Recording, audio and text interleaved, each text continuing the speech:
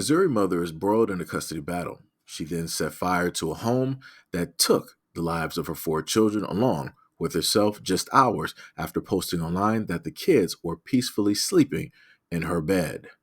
Bernadine Birdie Pursuner, age 38, died in a Monday morning fire at her Ferguson home alongside 9-year-old twins Ellie and Ivy, 5-year-old Jackson, and 2-year-old Millie. Preliminary investigations have revealed that it is a murder. It was determined that the parent, a local teacher who had taken her own life and the life of her four children, set the mattress ablaze inside the residence. Quote, it is believed that Bernadine initially set the mattress on fire as that was the point of origin for the fire.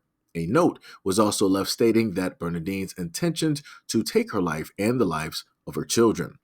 Posted from the mom just hours before the evening on February 19th. Quote, all of my kids peacefully sleeping in my bed, curled up together, knowing that they are loved so fiercely that I do absolutely anything for them. This is my favorite moment. A neighbor woke shortly after 4:30 a.m. and saw the glowing of the fire through his window. He ran over and banged on the door, wake up the family while his wife phoned 911. Other neighbors stated that they did not hear any smoke detectors from the home.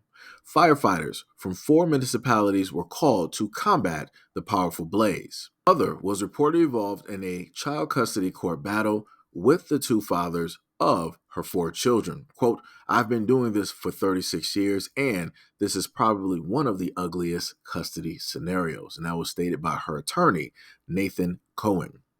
The mother was a teacher who worked in both Missouri and Illinois. She received a Missouri Teacher of the Year award from the American Board of Certification of Teachers Excellence in 2013. And in 2022, the mother joined Lewis and Clark Community College as a full-time faculty member after serving as an adjunct instructor.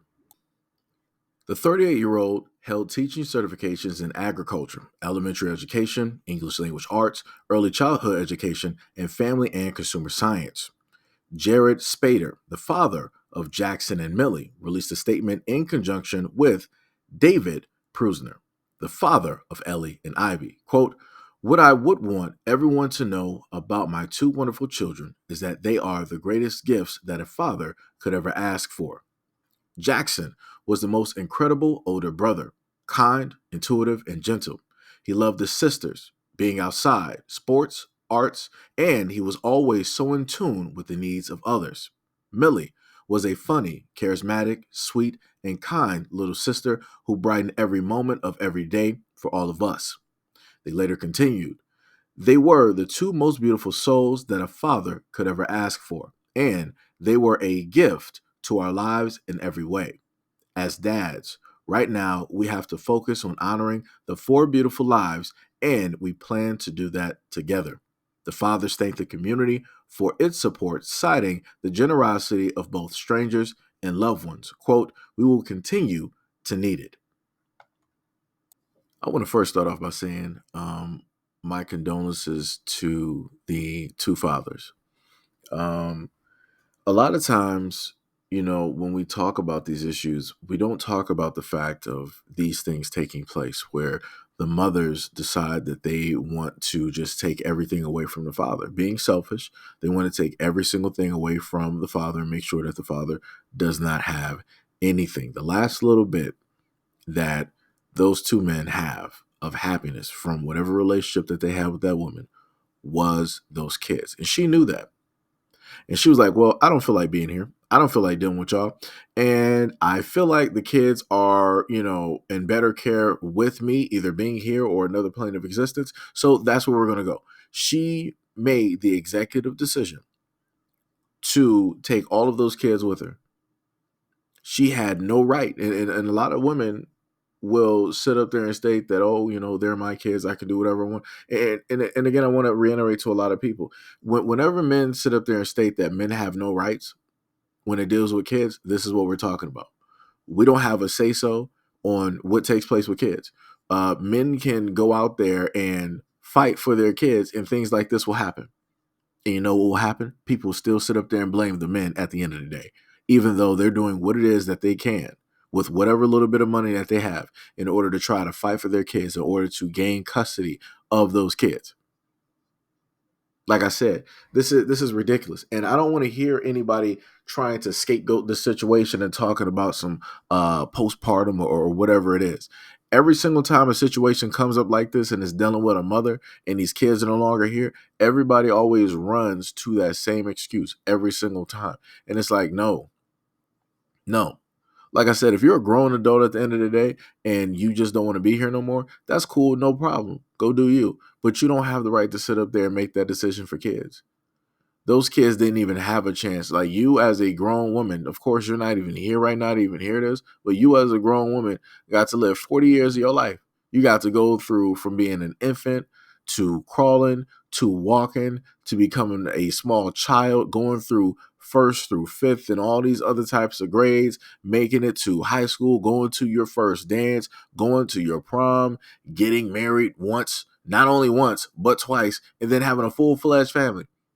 You literally led and had a full life on top of the fact that have an education. And then you decided to rob not only the fathers of the experience of being able to be with and watch their children grow up as they grow old, but you also rob those children of even having any type of a life because you wanted to be selfish as a woman, because you felt that you had more rights and more power over kids than a man. Like I said, this is what I be talking about right here.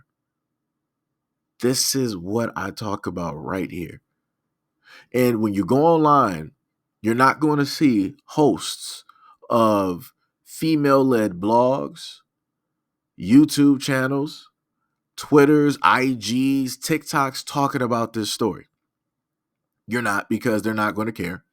Now, if it was the two fathers that decided to do this, oh, best believe people will be talking about this all up and down whatever website that you got. People will be making videos for days. Oh, see how dangerous men are, and right, they'll go off on that tangent and try to bring in other people's stories, situations that they didn't even experience but they heard of, and this, that, and the third.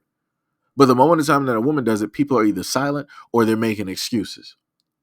If we're going to sit up there and penalize, and we're going to put the blame directly on men, and we're going to criminalize them and use all of these other words to brand men as a danger, the same thing should get listed when it deals with women, because women are the main ones that have access to children more than anybody else on this planet. It is women. When you look at the teachers, when you look at the daycares, when you look at who is carrying the children, or even when it deals with the adoption, this can literally happen at any given moment or time, but yet everybody wants to always focus in directly on men. These two men didn't do anything wrong. They simply wanted to get their children and make sure that they are safe. Now everything that they fought for is in vain, because it's like technically they failed. They tried to protect their children, they still couldn't protect them from the one person that they shouldn't even have to try to protect children from, which is the mother. She was the greatest danger to those kids out of every other person on this planet. Just imagine that. They were able to see thousands of faces in their lifetime. They were able to talk to hundreds of people, come in contact with other individuals. Nothing ever happened to them. The one person that did them the utmost harm is the one that gave birth to them. But how many people are actually going to focus on that?